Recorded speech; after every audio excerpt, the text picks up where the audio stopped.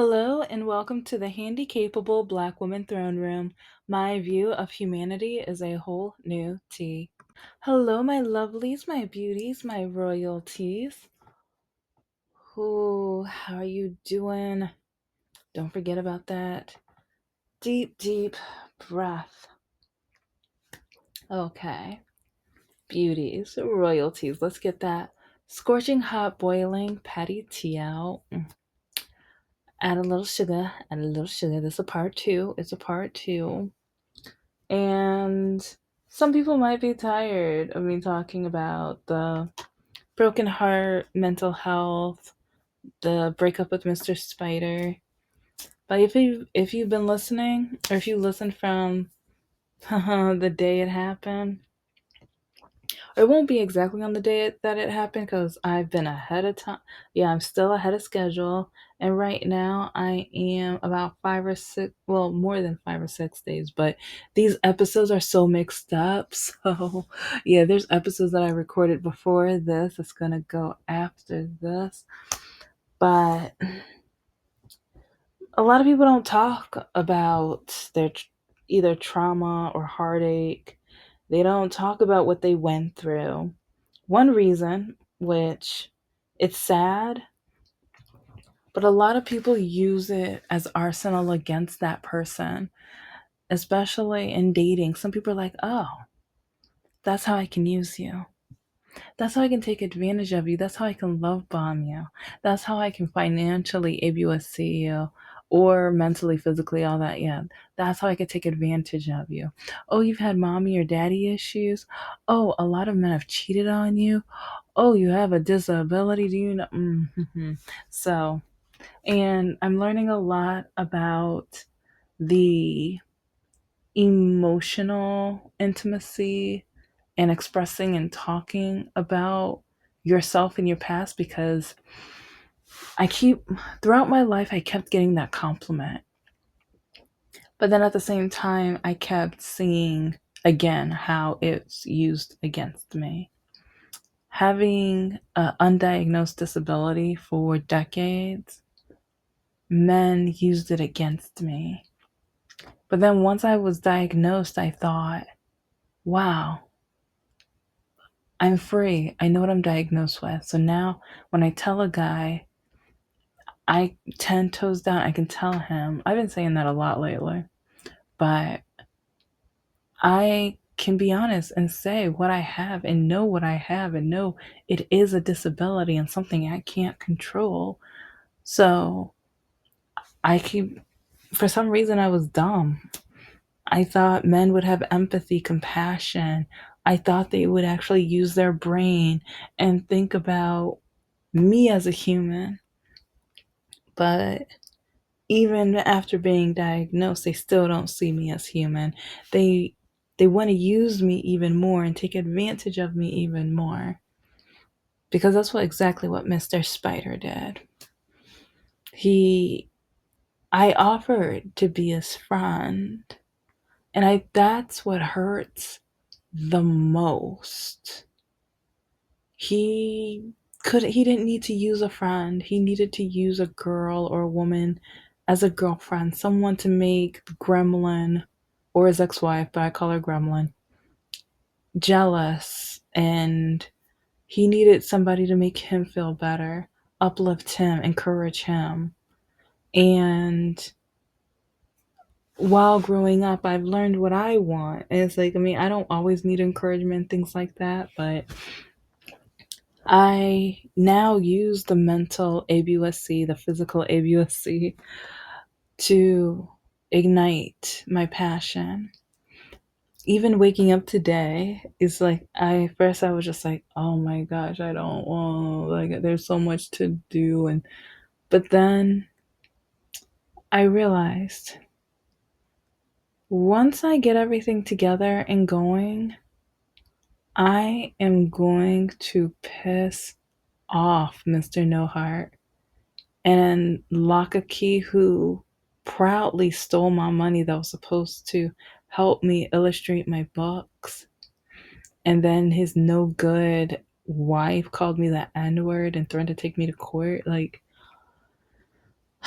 I Mr. Spider was like, "Oh, you used this as your arm, or you use your trauma as your." So what? Yeah, I've been through so much hurt and so much pain. That's what I've got. And so many people end up in a dark place, end up in a place where they feel so low. I was in that for a long time. I had to flip it and be like, you know what?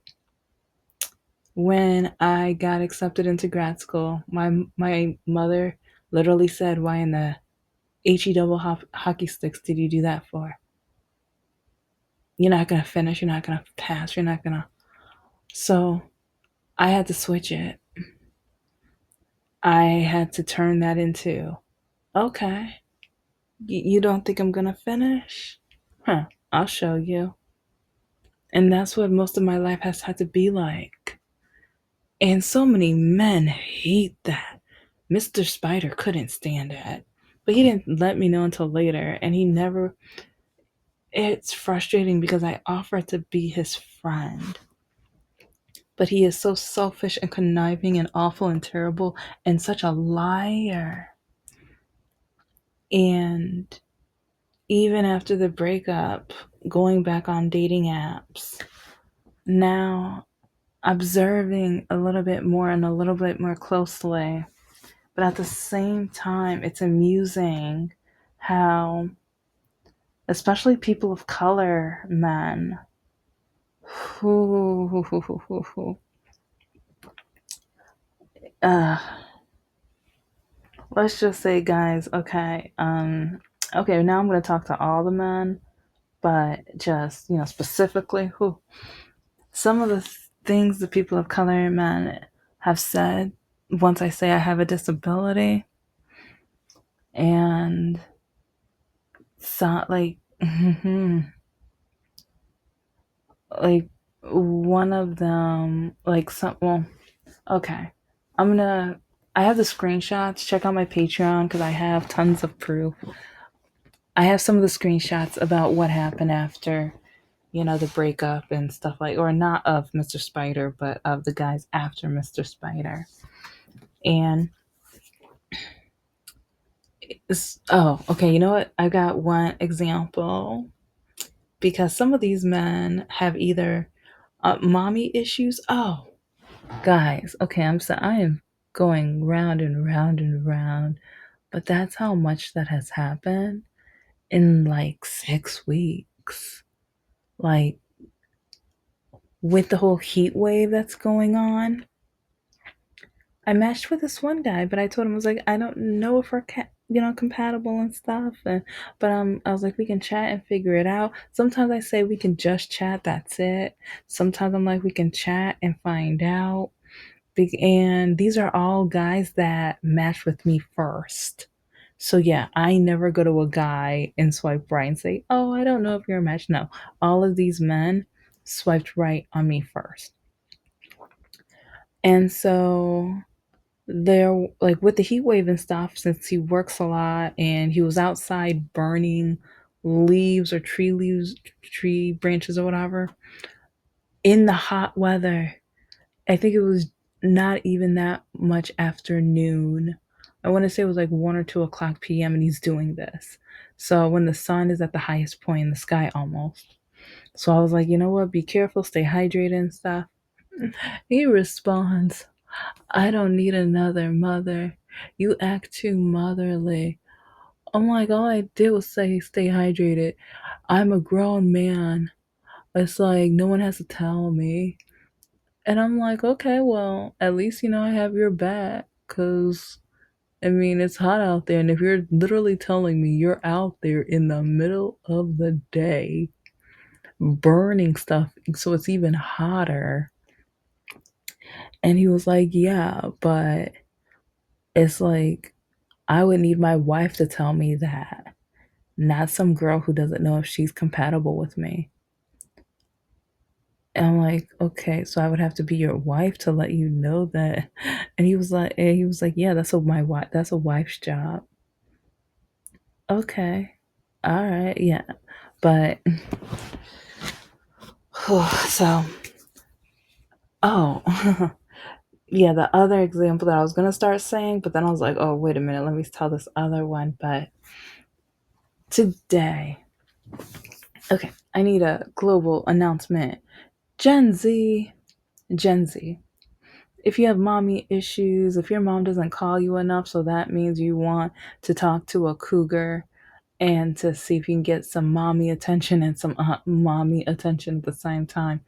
Um, I the funny thing, even back in college, younger guys, or well, okay, I was a senior, so when I say younger guys, like freshmen and sophomore guys were hitting on me, talking to me, trying to see if I can be their girlfriend or whatever. And I was like, no, they're just playing games. They're not serious. They're just horny or whatever. So, but then even when I worked at the zoo, like the younger guys, let's see, I just graduated, and I think two of the guys who were trying to talk to me were like sophomore juniors. I will admit they were adorable, though they were both very handsome guys. But I was just like, yeah, sophomore, junior, like, no, I know you guys are gonna find much better. And my mom kept telling me that men are gonna do a lot better than me because of how I walk. So I still had low self esteem, and I didn't know who to trust, and yeah, then I ended up with Mr. Lockakey, and I knew, and this is why I told him I wasn't compatible with him. I should have never, and this is why I need to stop offering to be friends with guys. As I've done that, like last week I did that because there was one of the guys on the apps. It seems like, yeah, our conversation is great, but dating wise, I don't think so. But with Mr. Spider and Lockakey and oh, there's this one guy in Texas. I think he's gone now, but we were talking Saturday, and it's like next thing you know, he gave me his phone number. And I was like, oh, okay, whatever. Yeah, you can call me because our like voice texts were going so well on the app or whatever. And so next thing you know, we're talking on the phone for like an hour and a half or close to 2 hours. And but then he had to take a nap before he goes to work because he works night shift and stuff. So I'm like, okay, no problem, cool.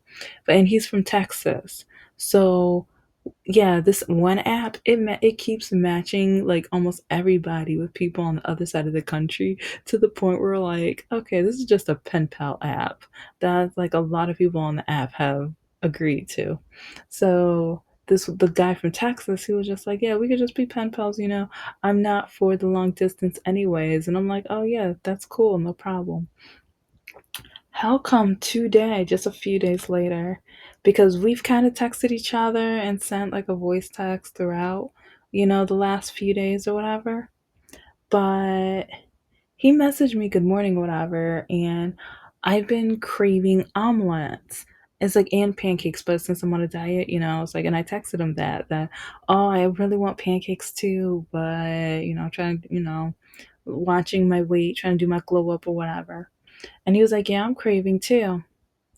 Never ask a grown man what he's craving. Because since I'm talking about food, and I know not all men are the same. So there's sometimes I ask the question because I have hope in man, but I need to lose hope in man because every single time, what are you craving?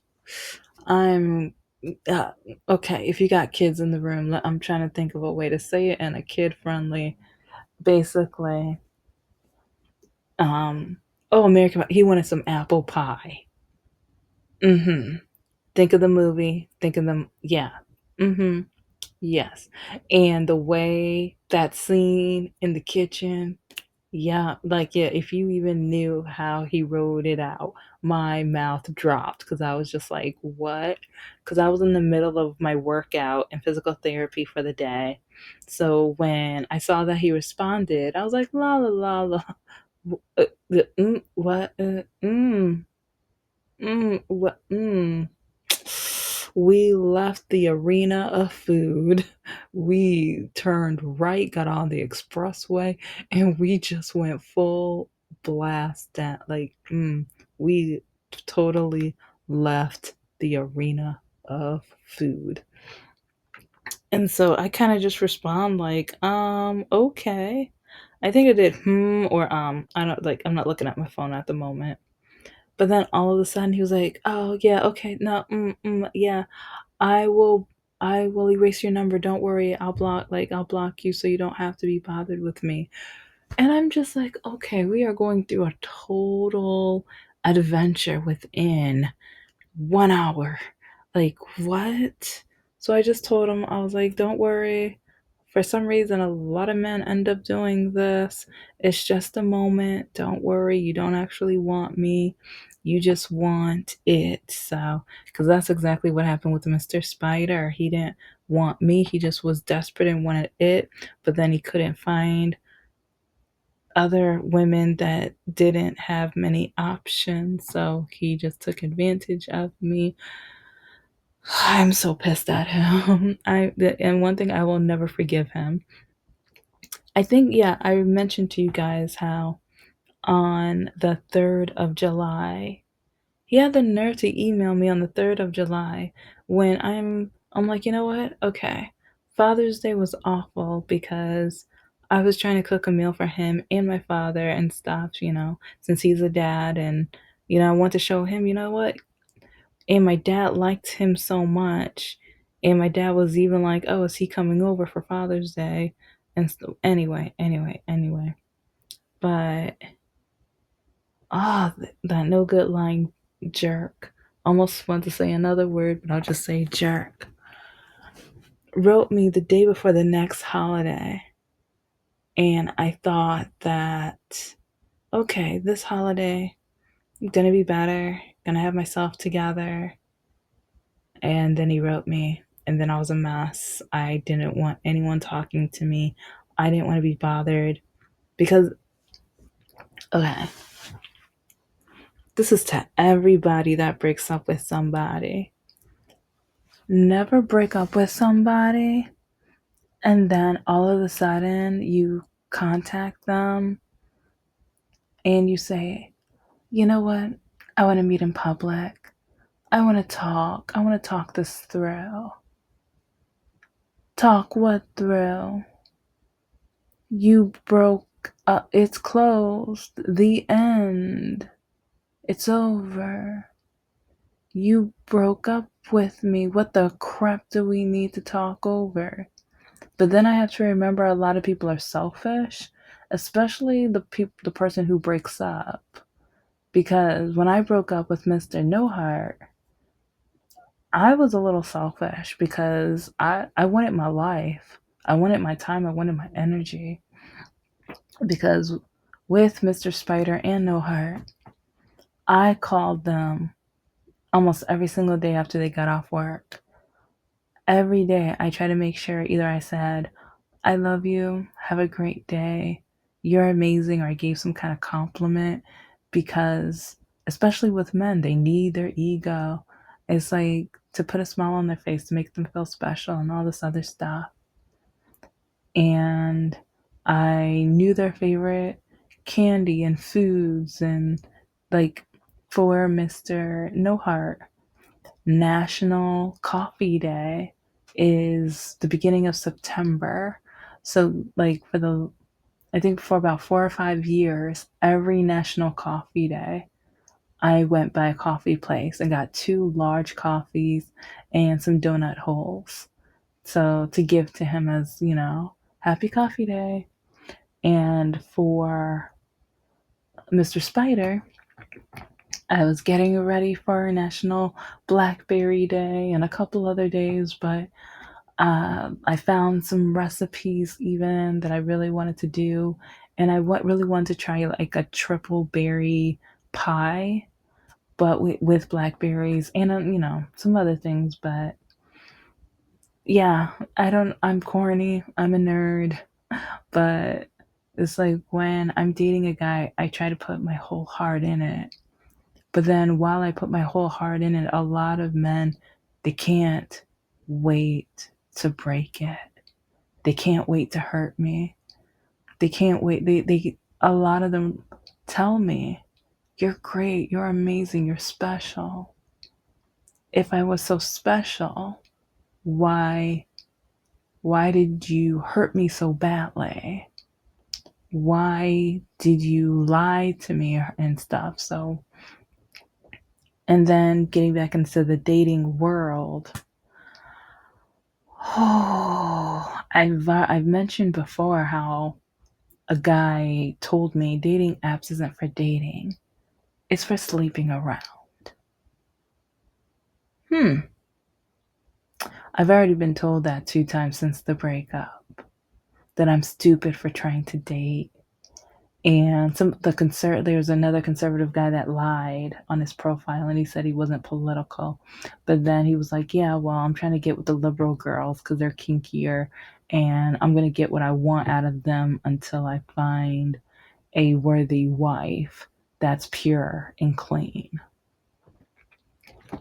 So then when I told him that he wasn't gonna get me, he called me a garden hoe and like called me some other things too that were pretty racist. And because, yeah, he said something about he would never want to be with a monkey unless it was his last, you know, option. But I was like, you swiped right on me. And yeah, then he blocked me. So, yeah, it's like this is one reason why I swipe as little as possible. So when men try to attack me or act like they never liked me in the beginning, I'm just like, well, what had happened was you swiped, you showed that you had interest in me. So you were lying, or you were drunk, or desperate, or just trying to get anything and everything. But at the same time, there's quite a few men who, when they see black women, they see, oh, I don't want a serious relationship, but I'm gonna try to use another, or try to use another black woman or whatever until I find what I find, which is what Mr. Spider did. And yeah, I'm dragging him. I don't care. I have no respect for him. I have absolutely no respect for him. So, yeah. When a broken heart quits. Because I just kind of feel like I give up with dating. I'm trying to give it another chance. And yeah, am I supposed to heal first? Yeah. With Mr. Newhart, it was during COVID, so yeah. But I'm getting older, and it's not fair that men keep lying to me and hurting me and wasting my time. This man wasted months. This man, like, and one reason I don't respect him whatsoever is because I told him we don't have to go out every week. We don't have to go out 2 or 3 times a week, every single week. We don't have to go out to dinner, or we don't have to do, like, do you know that he took me out to celebrate our half anniversary before our half anniversary? And he said that he would just want to make it a more memorable and amazing thing. Because I told him, I was like, because he took me to this one Asian place. It was delicious. The buns were amazing. And I was thinking about going there because I was like, ooh, if I take my laptop, I can just go there, order some food, and, type some of my story. It's like that would be kind of a nice, cozy place to just, because it's like, sadly enough, it's not busy. And I love small businesses and I love supporting small businesses. So I would, and yeah, I would like give them 5 stars. I did give them 5 stars actually, but yeah, their food, like, it's a small business and stuff, but more people need to go, honestly. Anyway, but now I think of that place, I look at that place, and I just cringe because I'm like, I don't want anything to do with him at all. Like, the items that he's given me, like even with yesteryear. I think I've mentioned in another episode how one of my other friends has a new book of yesteryear. And I was like, this might be really petty, but can I switch books with you?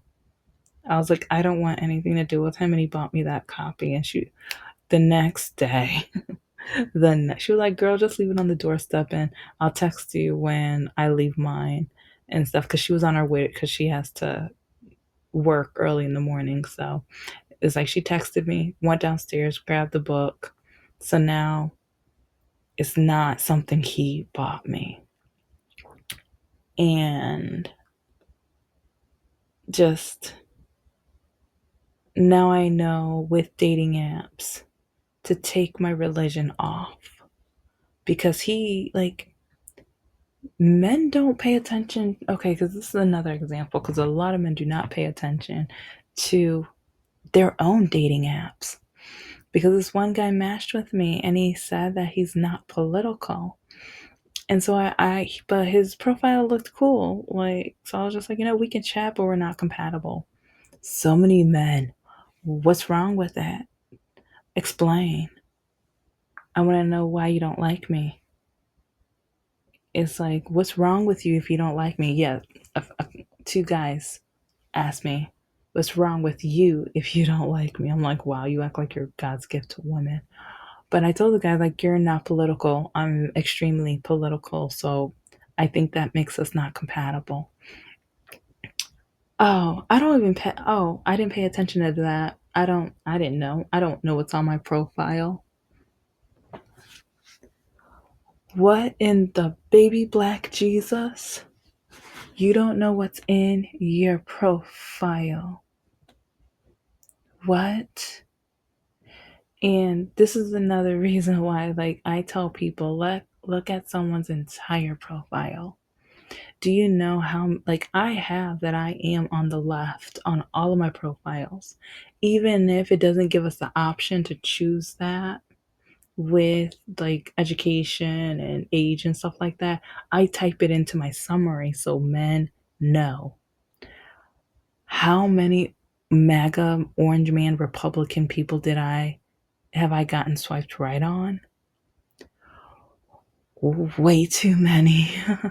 I want to say between, for sure, 15 to 20.